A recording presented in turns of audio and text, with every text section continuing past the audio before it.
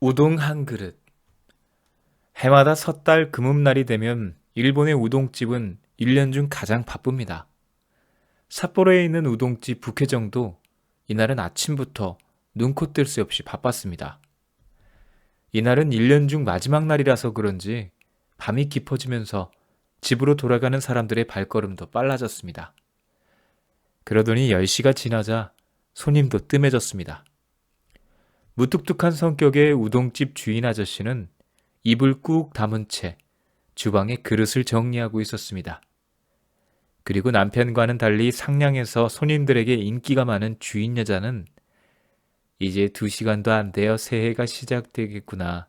정말 바쁜 한 해였어 하고 혼잣말을 하며 밖에 세워둔 간판을 거두기 위해 문 쪽으로 걸어갔습니다. 그때였습니다. 출입문이 드르륵 하고 열리더니 2명의 아이를 데리고 한 여자가 들어섰습니다. 6살과 10살 정도로 보이는 사내 애들은 새로 산 듯한 옷을 입고 있었고 여자는 낡고 오래된 체크무늬 반코트를 입고 있었습니다. 어서 오세요. 주인 여자는 늘 그랬던 것처럼 반갑게 손님을 맞이했습니다. 그렇지만 여자는 선뜻 안으로 들어오지 못하고 머뭇머뭇 말했습니다. 저 우동 1인분만 시켜도 괜찮을까요? 뒤에서는 2 아이들이 걱정스러운 얼굴로 쳐다보고 있었습니다. 3사람은 다 늦은 저녁에 우동 한 그릇 때문에 주인 내외를 귀찮게 하는 것은 아닌가 해서 조심스러웠던 것입니다. 하지만 그런 마음을 알아차렸는지 주인 아주머니는 얼굴을 찡그리기는커녕 화난 얼굴로 이렇게 대답했습니다. 네네, 자 이쪽으로. 날로 바로 옆에 2번 식탁으로 안내하면서 주방 안을 향해 소리쳤습니다. 여기 우동 1인분이요. 갑작스런 주문을 받은 주인 아저씨는 그릇을 정리하다 말고 놀라서 잠깐 일행 3사람에게 눈길을 보내다가 곧 이렇게 대답했습니다. 네, 우동 1인분.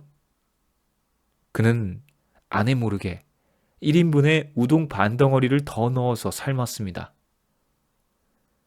그는 3사람의 행색을 보고 우동을 한 그릇밖에 시킬 수 없는 이유를 짐작할 수 있었던 것입니다. 자, 여기 우동 나왔습니다. 맛있게 드세요. 가득 담긴 우동을 식탁 가운데 두고 이마를 맞대며 오순도순 먹고 있는 3사람의 이야기 소리가 계산대 있는 곳까지 들려왔습니다. 국물이 따뜻하고 맛있네요. 형이 국물을 한 모금 마시며 말했습니다. 엄마도 잡수세요. 동생은 젓가락으로 국수를 한 가닥 집어서 어머니의 입으로 가져갔습니다. 비록 한 그릇의 우동이지만 3식구는 맛있게 나누어 먹었습니다. 이윽고 다 먹고 난 뒤 150엔을 값을 지불하며 맛있게 먹었습니다 라고 공손히 머리를 숙이고 나가는 3사람에게 주인 내외는 목청을 돋고 인사를 했습니다. 고맙습니다. 새해 복 많이 받으세요. 그 후 새해를 맞이했던 북회정은 변함없이 바쁜 날들 속에서 한 해를 보내고 12월 31일 섣달 금음날을 맞이했습니다. 지난해 이상으로 몹시 바쁜 하루를 보내고 10시가 지나 가게 문을 닫으려고 하는데 드르륵 하고 문이 열리더니 2명의 사내 아이를 데리고 온 한 여자가 들어왔습니다.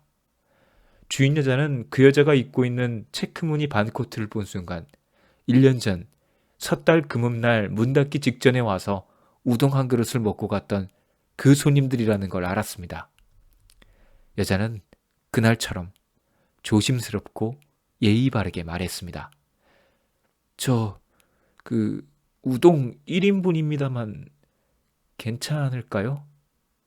물론입니다. 어서 이쪽으로 오세요.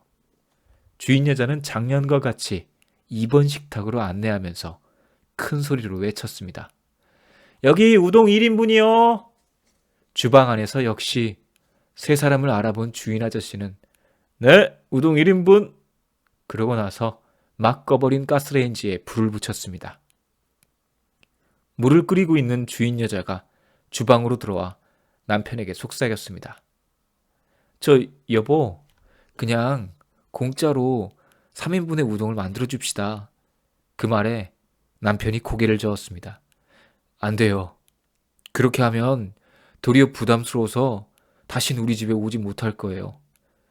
그러면서 남편은 지난해처럼 둥근 우동 하나 반을 더 넣어 삶았습니다. 그 모습을 지켜보고 있던 아내는 미소를 지으면서 다시 작은 소리로 말했습니다. 여보, 매일 무뚝뚝한 얼굴을 하고 있어서 인정도 없으려니 했는데 이렇게 좋은 면이 있었네요. 남편은 들은 척도 않고 입을 다문 채 삶아지는 우동을 그릇에 담아 세 사람에게 가져다 주었습니다. 식탁 위에 놓인 한 그릇의 우동을 둘러싸고 도란도란 세 사람의 이야기 소리가 주방 안의 두 부부에게 들려왔습니다. 아, 맛있어요. 동생이 우동가락을 우물거리고 씹으며 말했습니다. 올해에도 이 가게의 우동을 먹게 되네요. 동생이 먹는 모습을 대견하게 바라보던 형이 말했습니다.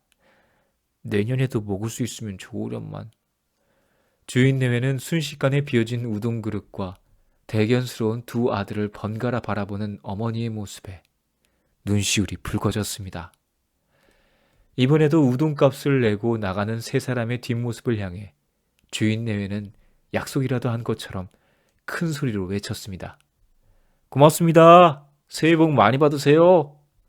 그 말은 그날 내내 뒤풀이한 인사였지만 주인 내외의 목소리는 어느 때보다도 크고 따뜻함을 담고 있었습니다. 그리고 다음 해의 섣달 금은날 밤은 북혜정의 주인 내외는 누가 먼저 입을 열진 않았지만 밤 9시 반이 지날 무렵부터 안절부절 못하며 누군가를 기다리고 있었습니다. 10시가 지나자 벽에 붙어있던 메뉴를 차례차례 뒤집었습니다. 금년 여름부터 값을 올려 우동 200원이라고 쓰여져 있던 메뉴가 150엔으로 바뀌고 있었습니다.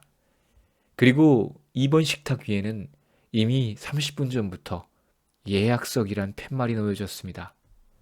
이윽고 10시 반이 되자 기다리고 있던 어머니와 두 아들, 그 세 사람이 들어왔습니다. 형은 중학생 교복, 동생은 작년에 형이 입고 있던 점퍼를 헐렁하게 입고 있었습니다. 두 형제 다 몰라볼 정도로 성장해 있었는데 아이들의 엄마는 여전히 색이 바랜 체크무늬 반코트 차림이었습니다. 어서 오세요. 저 우동 2인분인데도 괜찮겠죠? 네, 어서 자자자 이쪽으로. 세 사람을 2번 식탁으로 안내하면서 주인 여자는 거기에 놓여있던 예약석이란 팻말을 슬그머니 감추고 주방을 향해서 소리쳤습니다. 여기 우동 2인분이요. 그 말을 받아 주방 안에서 이미 국물을 끓이며 기다리고 있던 주인 아저씨가 큰 소리로 외쳤습니다. 네, 우동 2인분 금방 나갑니다. 그는 끓는 국물에 이번에는 우동 3덩어리를 던져 넣었습니다. 두 그릇의 우동을 함께 먹는 세 모자의 밝은 목소리가 들려왔습니다. 그리고 세 사람은 어느 해보다도 활기가 있어 보였습니다. 그들에게 방해될까봐 조용히 주방 안에서 지켜보고 있던 주인 내외는 우연히 눈이 마주치자 서로에게 미소를 지으며 흐뭇한 표정을 지어 보였습니다. 세 사람의 대화는 계속되었습니다.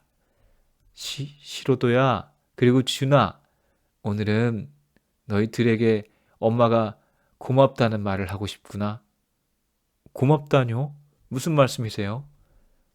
너희들도 알다시피 돌아가신 아빠가 일으킨 사고로 8명이나 되는 사람이 부상을 입었잖니? 일부는 보험금으로 보상해 줄 수 있었지만 보상비가 모자라 그만큼 빚을 얻어 지불하고 매월 그 빚을 나누어 갚아왔단다. 네, 알고 있어요. 그 빚은 내년 3월이 되어야 다 갚을 수 있는데 실은 오늘 전부 갚았단다. 네? 정말이에요, 엄마? 두 형제의 목소리가 커졌습니다. 그래, 그동안 형 시로도는 아침 저녁으로 신문 배달을 열심히 해주었고 동생 준이는 장보기와 저녁 준비를 매일 해준 덕분에 엄마는 안심하고 회사에서 열심히 일할 수 있었단다. 그것으로 나머지 빚을 모두 갚을 수 있었던 거야. 엄마, 형, 잘 됐어요. 하지만 앞으로도 저녁 식사 준비는 제가 계속 할 거예요. 저도 신문 배달을 계속 할래요. 준아, 우리 힘내자. 형이 눈을 반짝이며 말했습니다. 고맙다. 정말 고마워. 어머니는 아이들의 손을 움켜쥐며 눈물을 글썽거렸습니다. 그걸 보며 형이 조심스럽게 입을 열었습니다. 엄마, 지금 비로소 얘긴데요. 준이하고 제가 엄마한테 숨긴 게 있어요. 그건요, 지난 11월에 학교에서 준이 수업을 참관하러 오라는 편지가 왔었어요. 그리고 준이 쓴 장문의 북해도의 대표로 뽑혀 그 전국 장문대회에 나가게 되어서 수업 참관일에 그 장문을 준이 읽기로 했다고요. 그래? 그랬었구나. 그래서 선생님께서 장문 시간에 나는 어떤 사람이 장래에 되고 싶은가 라는 제목으로 장문을 쓰게 했는데 주는 우동 한 그릇이라는 제목으로 글을 써서 냈대요. 지금 그 장문을 읽어드리려고 해요. 사실 전 처음에 우동 한 그릇이라는 제목만 듣고는 여기 북회정에서의 일인 걸 알았기 때문에 준 녀석 무슨 그런 부끄러운 얘기를 썼지? 하고 마음속으로 생각했었어요. 그런데 준이의 장문을 보고 생각이 바뀌었어요. 자, 지금부터 읽어드릴게요. 시로도는 교복 주머니에서 접어두었던 종이 2장을 꺼내어 펼쳤습니다. 준이 장문을 읽어내려가는 시로도의 목소리는 작았지만 낭낭하게 우동가게에 울려 퍼졌습니다. 우리 아빠는 운전사고로 많은 사람들을 다치게 하고 세상을 떠나셨다. 그런데 피해자들에게 보상을 위해 보험금으로도 부족해서 많은 빚을 지게 되었다. 그때부터 엄마는 매일 아침 일찍부터 밤늦게까지 일을 하셨고 형은 날마다 조간과 석간신문을 배달해서 돈을 벌었다. 아직 어린 나는 돈을 벌기 위해 할 수 있는 일도 없었고 엄마와 형은 나에게는 아무 일도 하지 못하게 했다. 대신 나는 저녁이면 시장을 봐서 밥을 해놓는 일을 했다. 내가 해놓는 밥을 엄마와 형이 맛있게 먹는 걸 볼 때 나는 행복하다. 나도 우리 식구를 위해 작지만 할 수 있는 일이 있기 때문이다. 빚을 하루라도 빨리 갚기 위해서 우리는 모든 것을 절약하는 생활을 했다. 엄마는 엄마의 겨울 코트가 낡고 헤어졌지만 해마다 꿰매어 입으셔야 했다. 그러던 중에 재작년 12월 31일 밤에 우연히 한 우동 가게를 지나치게 되었다. 안에서 흘러나오는 우동 국물의 냄새가 그렇게 맛있게 느껴질 수가 없었다. 우리 형제의 마음을 알았는지 엄마는 우리에게 우동을 사주시겠다고 했다. 우리는 그 말에 반갑고 고마웠지만 우리 형편을 잘 알고 있었기 때문에 선뜻 가게 안으로 들어갈 수가 없었다. 형과 나는 망설이다가 딱 한 그릇만 시켜서 셋이서 같이 먹자고 엄마한테 말했다. 한 그릇이라도 우리에게 우동을 먹이고 싶었던 엄마와 우동 국물 냄새에 마음이 끌린 우리 형제는 가게 안으로 들어섰다. 문 닫을 시간에 들어와 우동 한 그릇밖에 시키지 않는 우리가 귀찮을 텐데도 주인 내외부는 친절하고 반갑게 우리를 맞이해 주었다. 주인 내외는 양도 많고 따뜻한 우동을 우리에게 내놓았다. 그리고 나서는 문을 나선 우리에게 고맙습니다. 새해 복 많이 받으세요. 하며 큰 소리로 말해주는 그 목소리는 우리에게 지지 말아라. 힘내. 살아갈 수 있어. 라고 말하는 것 같았다. 우리 가족은 그 후 작년 섣달 금음날에도 그 우동 가게를 찾아갔다. 여전히 우리는 형편이 나아지지 않아서 우동은 한 그릇밖에 시킬 수가 없었다. 하지만 이날도 마찬가지로 주인 내부는 친절하고 따뜻하게 우리를 대접해 주었다. 고맙습니다. 새해 복 많이 받으세요. 하는 인사도 여전했다. 그래서 나는 결심했다. 나중에 내가 어른이 되면 힘들어 보이는 손님에게 힘내세요, 행복하세요 하는 말 대신 진심으로 마음을 담고 있는 고맙습니다 하고 말해줄 수 있는 일본 최고의 우동가게 주인이 되겠다고. 주방 안에서 귀를 기울이고 있던 주인네의 모습이 어느새 보이지 않았습니다. 형이 동생의 장문을 읽어내려가는 사이 두 사람은 그대로 바닥에 주저앉아 한 장의 수건을 서로 잡아당기며 걷잡을 수 없이 흘러나오는 눈물을 연신 닦고 있었습니다. 그로부터 10여 년이 지나는 동안 해마다 12월 31일 섣달 금음날이면 아들 모자가 우동을 먹으려고 올 것이라는 기다림 속에 북해정은 입소문까지 널리 퍼져 많은 손님들이 기다리고 있는데 어느 해 12월 30일 밤 10시 30분이 지났을 무렵 입구의 문이 드르륵 하고 열렸습니다. 모두의 시선이 입구로 향하며 동시에 그들은 이야기를 멈추었습니다. 코트를 손에 든 양복 정장 차림의 두 사람의 청년이 들어왔습니다. 공교롭게 10,000원이나 빈자리가 없어서 라며 여주인이 거절하려고 했을 때 기모노 차림의 부인이 머리를 숙이며 들어와 두 청년 사이에 섰습니다. 저 우동 3인분입니다만 괜찮겠죠? 그 말을 들은 여주인의 얼굴색이 변했습니다. 10수년간 기다림의 세월을 순식간에 미뤄젖히고 그 옛날의 젊은 엄마와 어린 두 아들의 모습이 겹쳐졌습니다. 눈을 크게 뜨고 당황해하고 있는 여주인에게 청년이 말했습니다. 우리는 14년 전 섣달 금음날 밤 모자 셋이서 1인분의 우동을 주문했던 사람입니다. 그때 우동 한 그릇에 용기를 얻어서 세 사람이 손을 맞잡고 열심히 살아갈 수가 있었습니다. 그 후 저는 금년 의사시험에 합격해서 내년 4월부터 삿포로의 종합병원에서 근무하게 되었습니다. 그리고 우동집 주인은 되지 않았습니다만 교토의 은행에 다니고 있는 동생과 상의해서 지금까지의 삶 가운데 최고의 사치스러운 것을 계획했습니다. 그것은 섣달 금음날 어머님과 셋이서 삿포로의 북해정을 찾아와 뜨거운 3인분의 우동을 시키는 것이었습니다. 고개를 끄덕이면서 듣고 있던 여주인의 눈에서 왈칵 눈물이 넘쳐 흘렀습니다. 테이블에 진을 치고 있던 손님 중에 한 사람이 우동을 입에 머금은 채 그대로 꿀꺽하고 삼키며 일어나 큰 소리로 여봐요, 주인 아줌마 뭐하고 있어요? 10년 넘게 이날을 준비해놓고 기다리고 기다린 섣달 금음날 밤에 이번 예약석이잖아요. 빨리 안내해요, 안내를.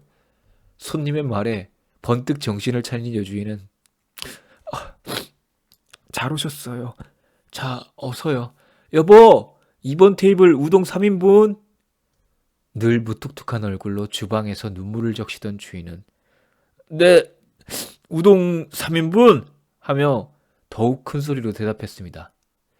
10여 년을 기다렸던 손님을 예기치 않게 맞았기에 환성과 박수가 터지는 가게 안에서는 조금 전까지 흩날리던 거센 눈발도 그치고 갓내린 눈에 반사되어 창문에 비친 북해정이라고 쓰인 오코막이 한 발 앞서 부러제치는 정월의 칼바람에 휘날리고 있었습니다.